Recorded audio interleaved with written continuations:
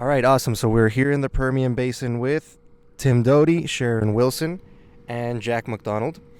Tell us about what we have seen develop here in Shaw Road when it comes to this Valkyrie thing. What's been happening? What's the recent development in this area of the Permian Basin? Well, as we've watched this small area develop, the emissions have just gotten worse and worse and worse. And we've watched the operators try different technologies to solve that problem, and nothing has stopped the emissions. So the latest equipment doodad that we have seen out here is a Valkyrie unit, which is supposed to reduce flaring because they put the gas through some scrubbers, and then it removes the hydrogen sulfide, and you can put it directly into the pipeline that way. It's because apparently the hydrogen sulfide here is so high they don't want it in the pipeline. And the technology is supposed to be reduce emissions, but from what we've seen, it's venting methane.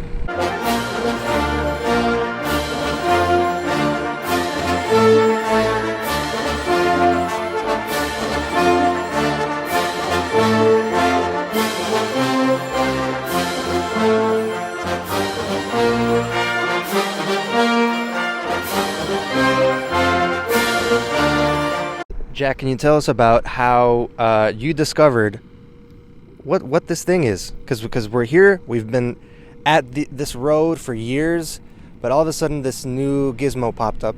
Tell us about how you found out. Yeah, so we were trying to figure out what it was. We weren't super certain, and I thought it might be a good idea to take a picture of the equipment and then put it through a reverse image search. And ended up coming across Streamline Innovations, which is the company that builds the Valkyrie units, one of their ads for this equipment. That was enough for us to start looking into whether or not it was in fact a Valkyrie unit. And what we discovered was that the logo for the Valkyrie units was actually on the Streamline Innovation website. So the logos that we saw on the equipment out here are the same ones on the website, which was enough for us to be able to conclude that these are in fact those Valkyrie unit H2S scrubbers that Streamline Innovations develops, sells, and builds. What is the main pitch that Streamline has for their customers, for these operators? Yeah, so who they're marketing to are predominantly highly sour operators. So people who are developing gas that is really, really high in hydrogen sulfide concentrations. So high that they can't sell it to pipelines because the hydrogen sulfide concentrations are just too high. So what they've done is they have developed this equipment to decrease the hydrogen sulfide concentrations in that gas stream so that they can then sell it to pipelines. They've marketed this both as a new way to develop revenue because gas that would otherwise be unsellable is now sellable, and also as an emission reduction technique because the gas that you would otherwise not be able to sell, you would presumably flare, and now that you can sell it, you don't have to flare it anymore, is kind of the premise that they've presented. Right, that's the premise.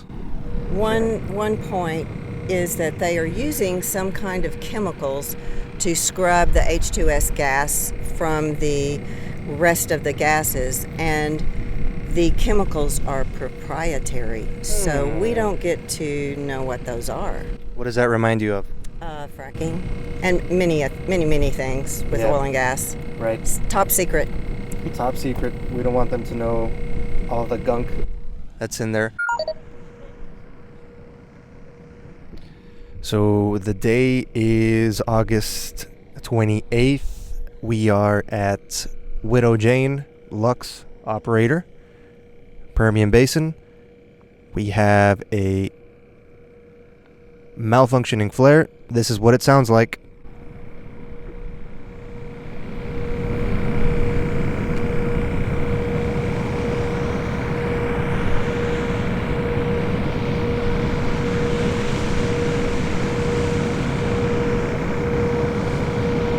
What do you think, Tim? Is that 95%?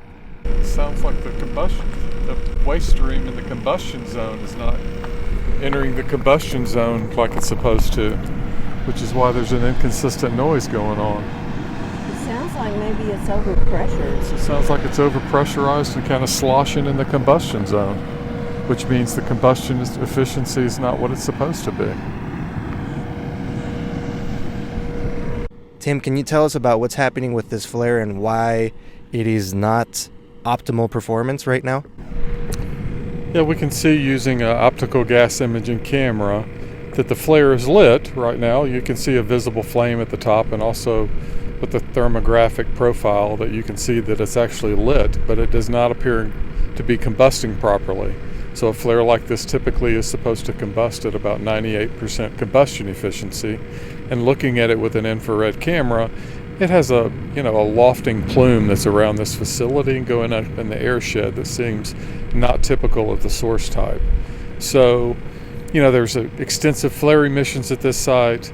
Obviously, we've talked about the Valkyrie emissions, which appears to be pretty substantial over at that device. And also, there appears to be a non-functioning vapor recovery unit over here on the tank battery, because there's also other hydrocarbon emissions, including methane, coming off with significant emissions coming off of that source too. So overall, this site has a lot of emissions coming off of it that are contributing to climate change. A lot of emissions. So what would you say to the idea that this can be the solution for the flaring issue in the Permian Basin? Is it a real solution? Greenwashing. Greenwashing alert. Yeah, I mean, that's pretty much just all you need to say. It's greenwashing. They're marketing this as flaring reduction when the reality is it doesn't appear to be reducing flaring, and it's adding a new emission source to these sites.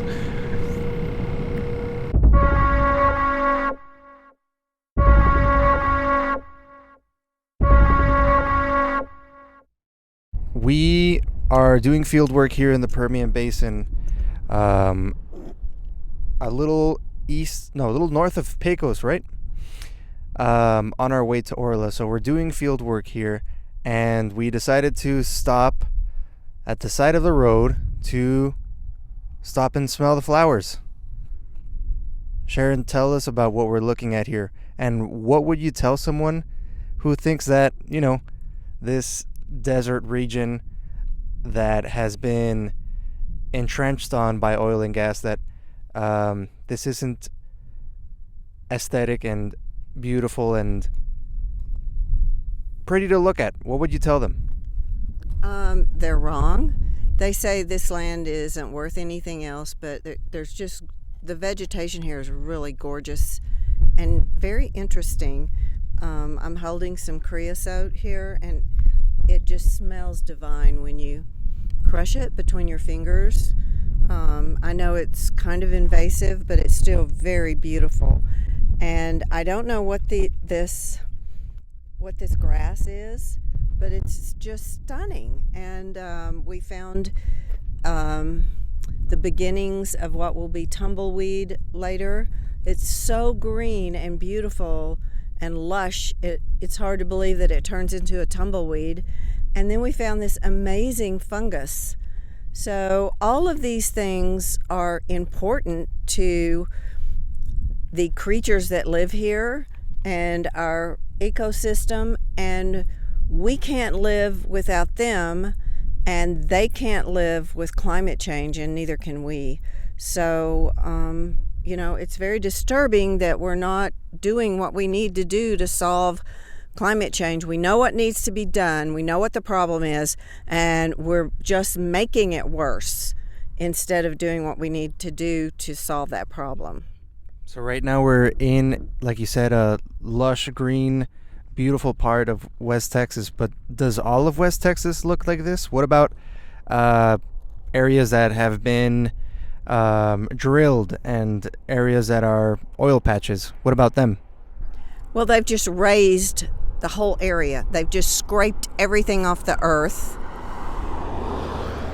in order to put their pad sites on. And there's one area that I'm thinking of just north of Balmorhea that was one of the most beautiful high desert areas, with just, in the springtime, every color there is could be seen in this one expanse, several 100 acres.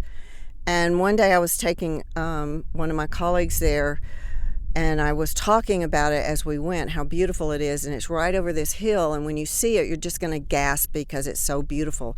And I just stopped in the middle of the road because Apache Corporation had grazed the entire thing off. It was completely gone, and it was just a bunch of sand blowing around where you couldn't even see. There was so much sand, and they were mining for frac sand, and now there's a big a cryogenics plant there. It's just tragic that we're losing all of this beautiful landscape for a short-term gain of oil and gas that we know we have to leave behind.